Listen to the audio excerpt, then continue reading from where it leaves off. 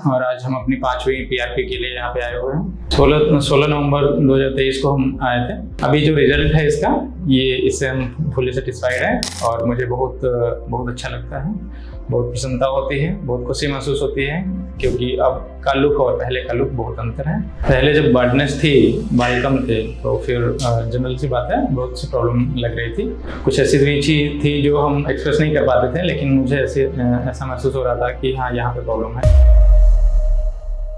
मेरा ट्रांसप्लांट 16 नवंबर 2023 को हुआ था। ये 3 दिनों में हुआ था, 16, 17 और 18 नवंबर 2023 को। और आज लगभग 17 महीने हो गए हैं और आज हम अपनी 5वीं पीआरपी के लिए यहाँ पे आए हुए हैं। 16 नवंबर 2023 को हम आए थे, तो वो पहला दिन था मेरी सर्जरी का। और इसके बाद अगले दिन सर्जरी हुई थी।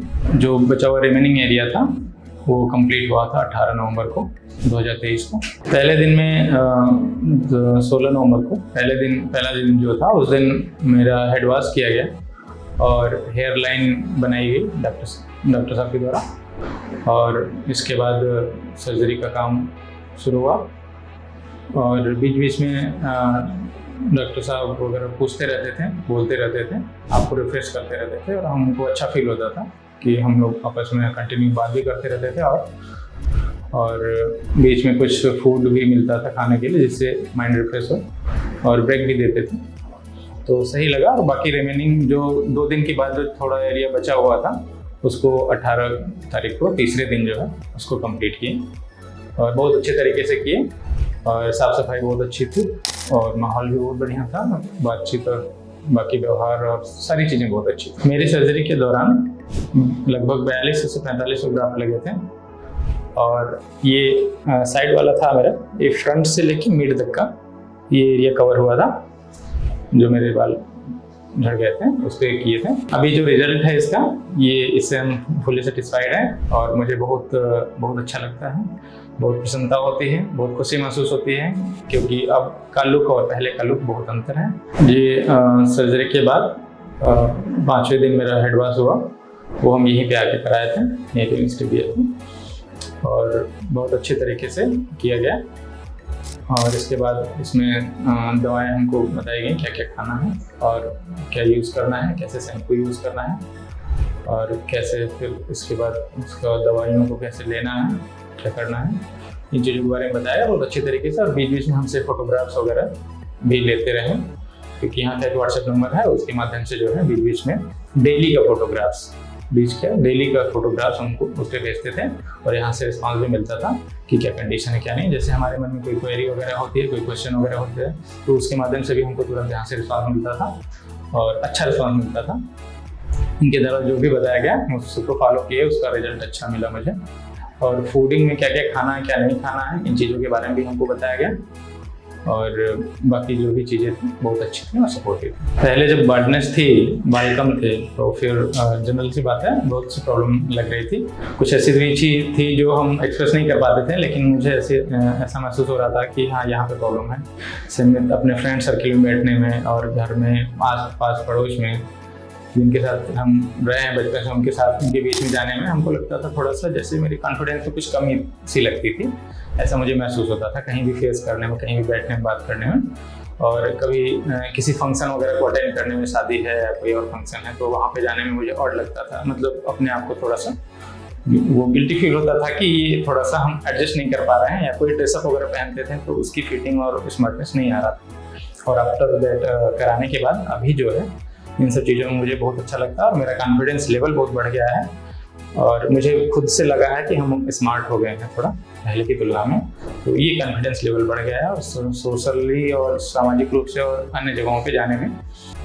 बात करें पीआरपी की, तो उसमें हल्का सा पेन होता है, बहुत ज़्यादा नहीं होता, आप एडजस्ट कर सकते हैं। चींटी जैसे काटती है उस तरीके से लगता है, जैसे इंजेक्शन हल्का सा लगता है तो हल्का सा चींटी जैसा लगता है, वैसे ही चींटी जैसे काटती है वैसे ही सर में लगता है, वो आप एडजस्ट कर सकते हैं, सही है, उसमें कोई दिक्कत नहीं होती।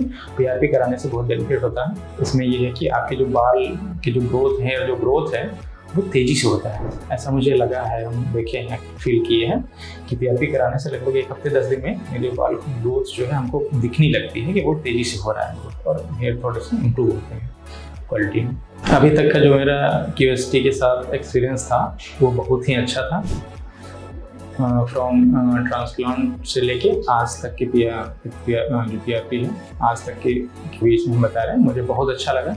यहाँ का रिस्पांस, यहाँ का रिजल्ट बहुत अच्छा है, साफ़ सफाई बहुत अच्छी है और व्यवहार बहुत अच्छा है। और इसके बाद मेरा जो रिजल्ट है हेयर का, मेन टारगेट है कि हेयर का जो रिजल्ट है ग्रोथ का वो बहुत बेस्ट है। ये थी हेयर ट्रांसप्लांट की आज तक की मेरी जर्नी, और अगली बार जब मैं फिर आऊँगा पीआरपी कराने तो फिर आपसे मिलूँगा। तब जुड़े रहिएगा मेरे वीडियो से। Thank you.